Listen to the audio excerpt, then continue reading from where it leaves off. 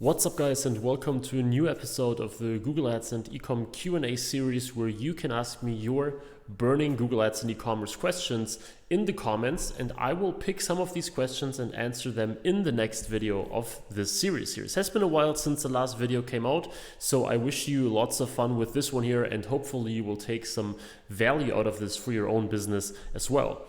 So let's start with the first question coming from New, and he asks, thank you for your content, Marco. What do you think about having an individual smart campaign for each top selling product? I think he's talking about smart shopping campaigns here, and what you suggest here is not really something that I recommend. So smart campaigns or smart shopping campaigns are really benefiting from having a lot of products in them. So but Google officially recommends to just have one single smart shopping campaign and have as many products as possible in there. That's a little too extreme in my opinion, because then you have like zero control. I still recommend to have multiple smart shopping campaigns for specific product groups, but having one per product is not really beneficial, right? In that case, you could almost just use normal shopping campaigns. So the great thing about smart is that Google handles it for you. Google determines what's the best product to show right now.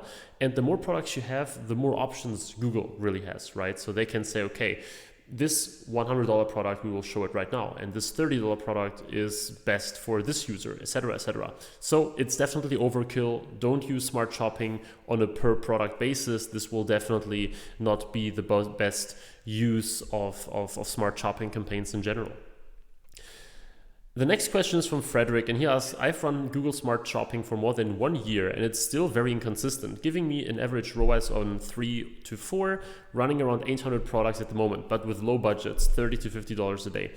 Well, I assume the question here is, how can you scale it, right? Because 3 to 4 ROAS is pretty good, but I assume that you cannot scale it beyond 30 to 50 bucks a day in ad spend. So first of all, fairly good results over here. The thing with smart shopping is that they are very, very difficult to scale. If you check the competitive metrics, you probably notice that your search impression share is not too high. Probably it's just 10%, 20, 30, whatever it is.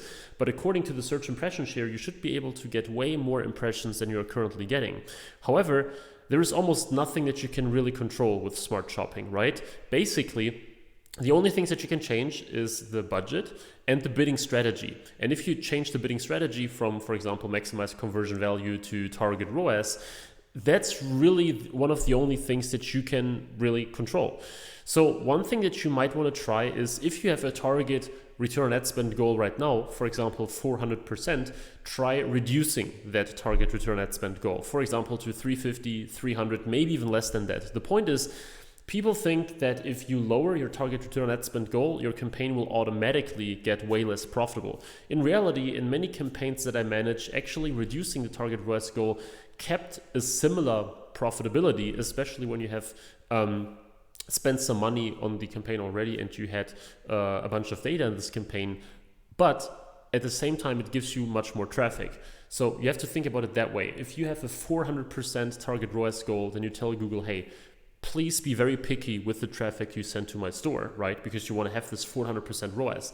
Now, if you tell Google, hey, you know what? Now I just need 300 or maybe even 250%, then it's way more likely that they will send more traffic your way. And the more data you had before that point of reducing your target ROAS, the more the more relevant this traffic will still be. So just because you're getting more traffic, it doesn't automatically mean that the traffic is worse. So I hope that made sense. Let me know if this was too, complicated or confusing.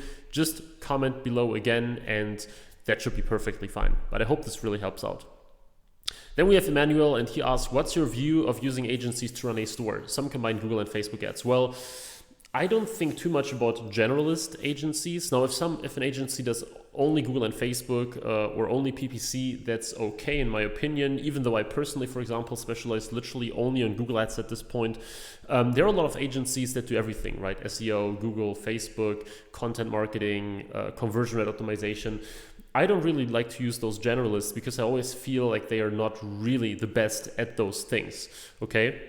So it can be a good idea to outsource parts of this business. So if you want someone only for your Google Ads, I might be an okay guy to ask for that. If you want someone only for Facebook ads, someone else might be the better option. And if you want someone to only optimize your conversion rates, you probably go to a conversion rate optimization expert. The point is, you really should outsource whatever either has the biggest impact to your business if someone helps you with that. So if you're relying only on Google Ads, it might be a very good idea to ask me to help you out, because chances are that I can really help you make your Google Ads way more successful. However, if you outsource everything, then first of all, it's getting very expensive. Second of all, you don't really have full control on those individual things. And I always recommend to just outsource something that either, is so, or not outsource, but get someone on board to help you with something that's super important, or outsource something that you cannot really do by yourself, or that you cannot do simply because of time reasons. But as I said, I highly recommend to get experts on board in their fields rather than generalists. Then we have Joyce. Hi Marco, thanks for the video. I have a question for ROAS for shopping campaign. One of my campaign is recommended to set 350%. If changing to ROAS, should I follow Google's suggestion to set this rate? Thank you. Well, I can answer that very quickly.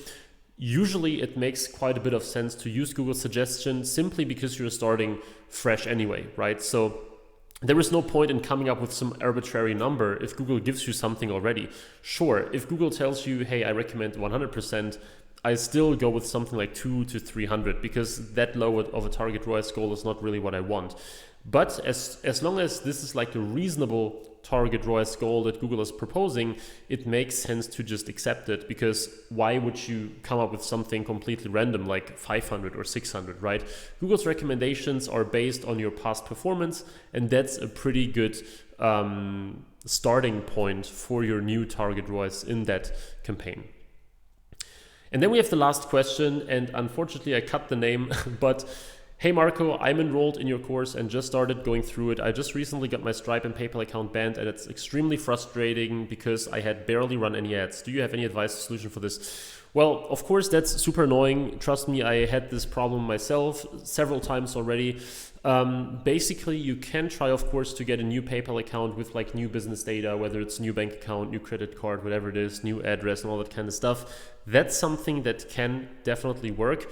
Regarding Stripe, there are a bunch of alternatives. Of course, it depends on where you live, right? So you have 2Checkout, you have Authorize.net, you have Mondido Payments, you have several others. It really depends on where you live. The point is, some countries have a lot of alternatives, some countries barely have any alternatives, and you should just check on the Shopify payments page. If you Google for Shopify payment gateways and then your country, you see a list of all the payment gateways that are supported by Shopify in your own country. I assume that you're using Shopify.